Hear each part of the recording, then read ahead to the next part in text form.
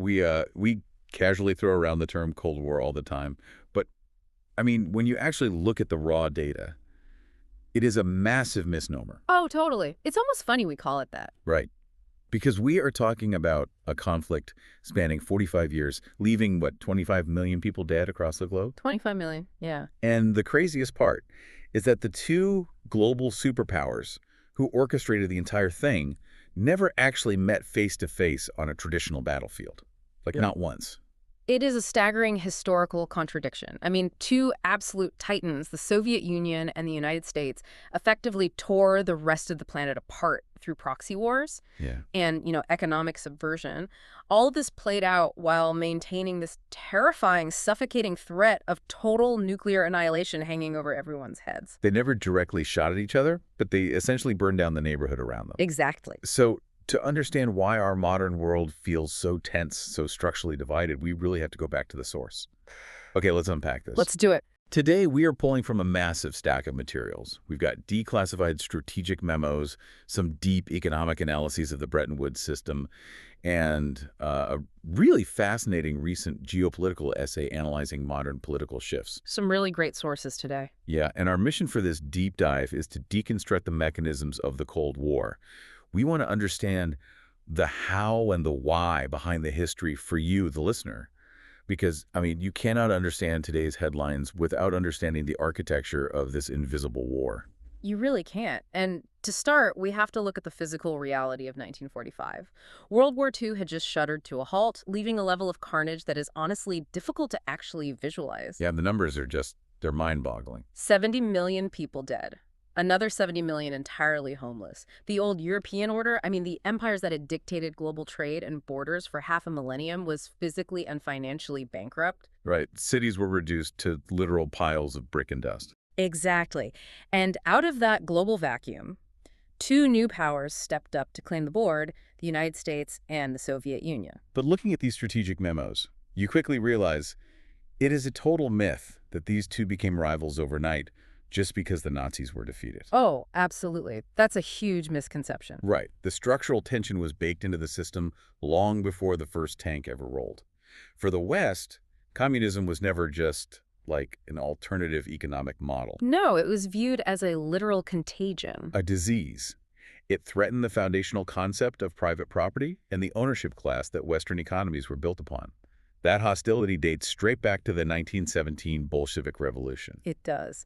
From 1917 through the 1930s, the West applied immense structural pressure to crush the Soviet experiment. Wow, really? Yeah, they utilized massive economic blockades, relentless financial sanctions, and a deliberate, calculated effort to keep the Soviet Union in a state of total diplomatic isolation. So by the time World War II even broke out, the bad blood was already generational. Exactly. The leadership on both sides already viewed the other as an existential threat. Which makes their alliance in World War II an act of pure, desperate survival. Yeah. I mean, it's like being forced into a group project with someone you deeply, deeply distrust, purely out of desperation to defeat this immediate threat, which was Nazi Germany. That is a perfect analogy, and the friction during that group project laid the immediate groundwork for the Cold War, specifically in June of 1941 during Operation Barbarossa. Okay, remind me, that was Hitler's invasion of the Soviet Union, right? Right, and it was a bloodbath of unprecedented scale.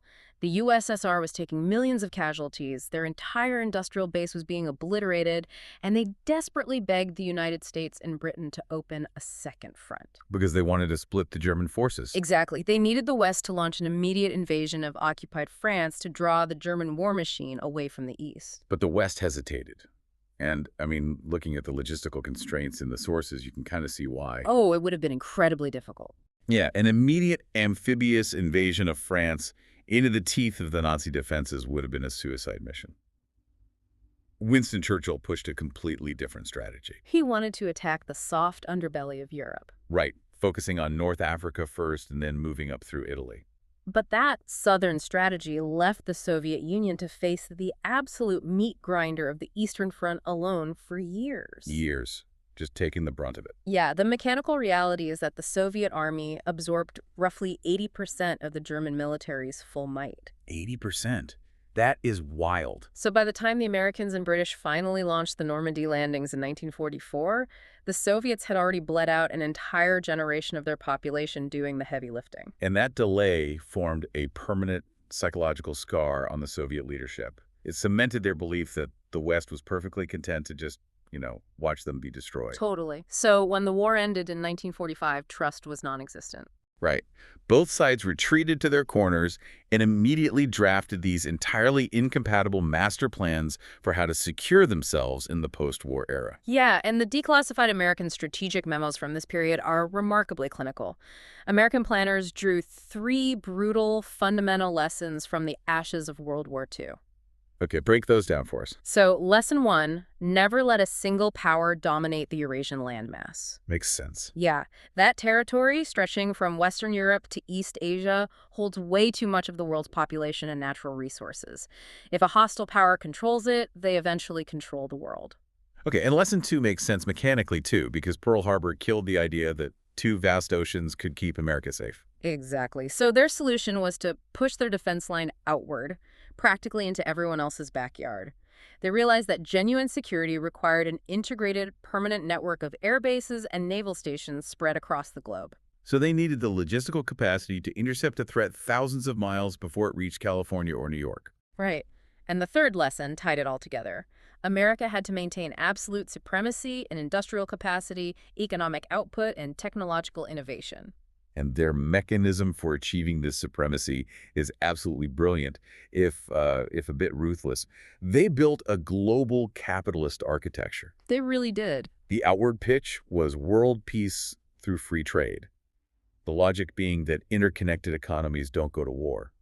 But our economic analyses show how convenient this was. Incredibly convenient. By 1945, the U.S. was producing half of the entire planet's goods. So a world built on open markets was a world where America won every single transaction. And they engineered the financial rules of the game before the war even ended at the 1944 Bretton Woods Conference. Right, creating the IMF and the World Bank. Yeah, and that wasn't just about rebuilding Europe. It was about hardwiring the global economy to the U.S. dollar. They tied international currencies to the dollar and the dollar to gold.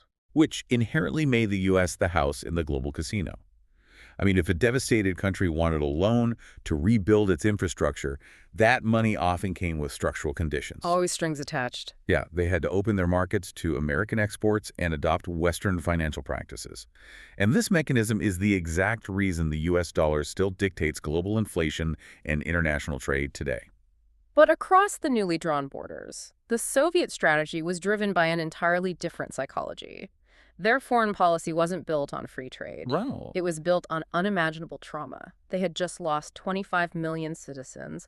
Germany had invaded them twice in 30 years. And when you look at a topographical map, the geography dictates their paranoia. It really does. The flat, open plains of Poland offer zero natural defense. It is essentially a paved highway straight into Moscow for any invading army. And that geographic vulnerability meant the Soviets demanded 2 non-negotiable outcomes. First, Germany had to remain permanently weak, partitioned, and stripped of its industrial capacity to wage war. Okay, and the second? Second, the USSR required a massive physical shock absorber. They needed a buffer zone of compliant satellite states. Like Poland, Hungary, Romania, Bulgaria, East Germany. Right, to ensure any future war would be fought hundreds of miles away from Soviet soil. But to American strategists, that buffer zone didn't look like defense.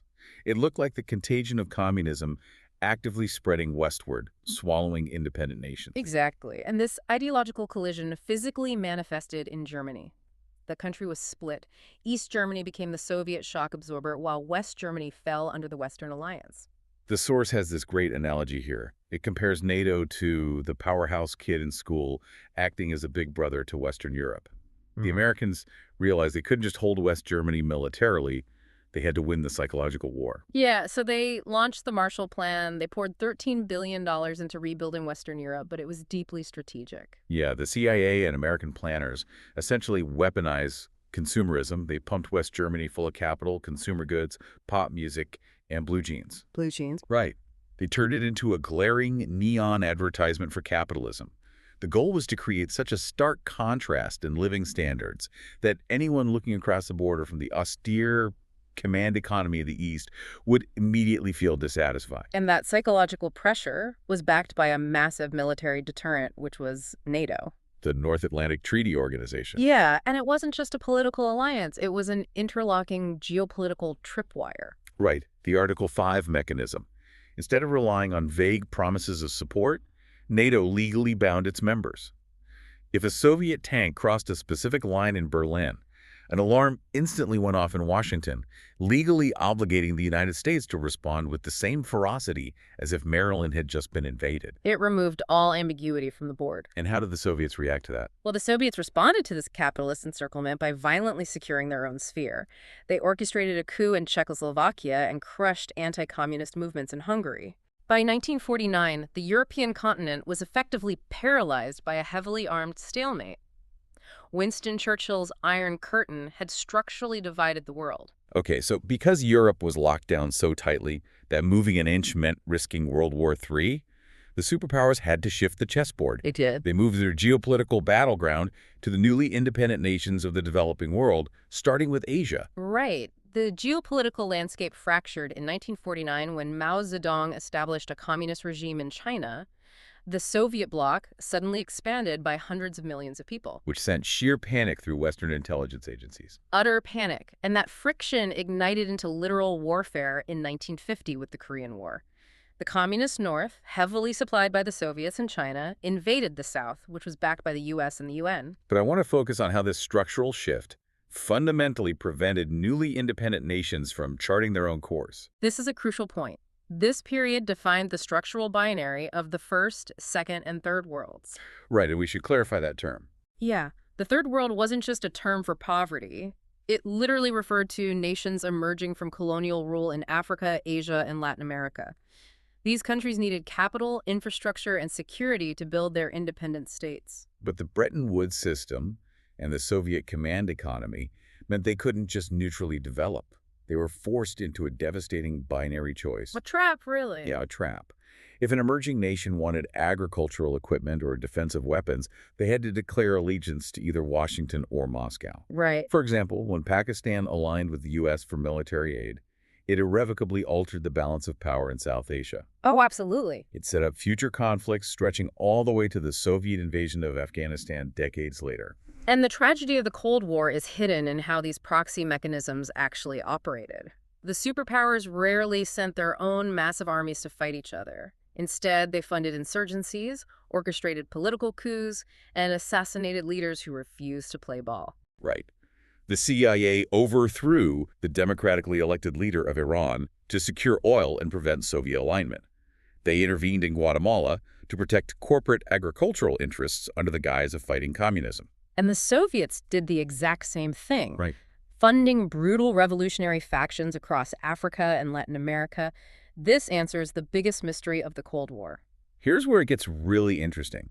If this was a quote-unquote Cold War, where exactly do the 25 million deaths come from? The overwhelming majority of those casualties were citizens of these developing nations. The superpowers kept their own capitals completely safe by exporting the violence to the periphery. So for the Third World, this era wasn't cool at all. Not at all. It was a blazing, relentless, hot war fought with American and Soviet weapons in their backyards. And a major modern consequence of this shadow war is that the U.S. military-industrial complex scaled up to fight on a global, continuous basis, and structurally it never scaled back down. No, it didn't. Which brings us to the ultimate game theory question. Why didn't the U.S. or the USSR just directly attack the other to cut off the source of this global chaos? Well, the entire system was held in place by the terrifying mathematics of mutually assured destruction, or MD. MD, a very fitting acronym. Very fitting. By the time of the Cuban Missile Crisis in the 1960s, both arsenals had grown so massive and so automated that a first strike was practically impossible to execute without ensuring your own obliteration. It was literally a global suicide pact. Yes. If Moscow launched a missile at New York, Washington's radar would detect it, and their own missiles would be in the air before the Soviet warhead even detonated. Nobody could win, so the war had to remain in the shadows. But command economies have a fatal flaw when trapped in an endless arms race. By the 1980s, the Soviet economy was cannibalizing itself. Because of the spending? Right. They were attempting to maintain strict military parity with the American industrial machine while simultaneously subsidizing revolutions in Cuba, Angola, and Afghanistan. While the West was innovating in microchips, consumer tech, and global finance, the Soviet system was stagnating under the sheer weight of its military budget. The math simply no longer worked. It didn't. And Mikhail Gorbachev recognized this structural failure. He realized the arms race was a terminal drain on Soviet society. So he made the radical decision to abandon the Brezhnev Doctrine. Wait, what was the Brezhnev Doctrine again? That was the policy that guaranteed Soviet tanks would roll in to crush any rebellion in the Eastern Bloc. Oh, okay. He essentially told the satellite states that the physical shock absorber was no longer being maintained by Moscow. And removing that underlying threat of violent enforcement caused the entire geopolitical structure to collapse at breathtaking speed. I mean, throughout 1989, the dominoes just fell. Yeah, one after the other. Poland, Hungary, Czechoslovakia threw off their communist governments. And it all culminated in November of 1989. November 9th. Right, with citizens physically taking hammers and chisels to the Berlin Wall. The ultimate concrete manifestation of the Cold War was chipped away into souvenirs. It's an incredible image. And without its ideological barrier and its buffer states, the Soviet Union itself officially dissolved in 1991. A conflict that defined nearly half a century of human history, dictated global economics, and cost millions of lives, ended with the stroke of a pen. It's just wild to think about. The United States emerged as the sole global superpower. They nominally won the ideological war. They did. However, our final source material, this recent geopolitical essay we mentioned at the top, highlights an incredible historical irony unfolding right now. Yes, the essay points out a profound internal shift within the United States today. Right in the heart of New York City, which is arguably the central hub of global capitalism, socialist political sentiment is gaining actual electoral traction. Yeah. The text specifically details the recent victory of Zoran Mamdani, an openly declared socialist, in a major election. And look, to be absolutely clear to you listening, our source material presents this purely as an observational historical irony. We aren't endorsing any political ideology here. Right, strictly impartial, just looking at the data. Exactly, just looking at the data in the essay. But this electoral shift sent shockwaves through the American political establishment, drawing direct reactions from figures as prominent as Donald Trump. The structural irony is undeniable, though. Right. The nation that spent 45 years, trillions of dollars, and orchestrated countless proxy wars to contain the spread of socialism globally is now watching those very concepts take root within its own democratic processes. It really is history coming full circle. So what does this all mean for you? Good question. Why does dissecting Bretton Woods or the Marshall Plan matter when you scroll through your newsfeed today? Well, because there's that old saying, when America sneezes, the whole world catches a cold. The global architecture we rely on was poured during this exact conflict. Absolutely. The World Bank, the IMF, the dominance of the US dollar, the interlocking tripwires of NATO, these systems were explicitly designed to fight a Cold War that ended over 30 years ago. And as the geopolitical landscape shifts and new economic powers rise, those old foundations are finally beginning to crack under the strain of modern realities. It's creating the unpredictable world we live in today. Which leaves us with this final thought for you to mull over. The official 45-year chess match between the United States and the Soviet Union may have ended when the flag came down in Moscow in 1991. But every single one of us is still living, trading, and voting on that exact same board. When you look at the economic friction and proxy conflicts dominating the news today, ask yourself, are we just experiencing the fading echoes of that original Cold War, or are we actively setting up the pieces for an entirely new, unrecognizable game?